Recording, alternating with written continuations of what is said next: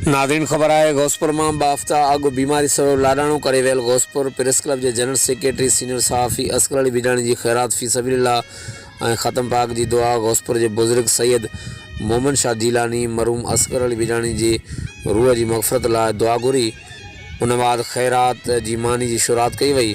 खैरात में बुजुर्ग सैयद मोहम्मद शाह जीलानी दरगाह सूफ़ी फ़कीर शाह ॾिनो सूफ़ी फ़कीर अब्दुल मालिक साईं जी गादी नशीन सूफ़ी फ़कीर फयाज़ अली बजराणी इलाइक़े वासियुनि غوثپور प्रेस क्लब के सहाफ़िन ऐं मरहूम के वेझे अज़ीज़नि दोस्तनि समेत हज़ारे माण्हुनि खैरात के मौक़े ते शिरकत कई ऐं मरहूम की मग़फ़रत लाइ दुआ पिणु घुरी वई।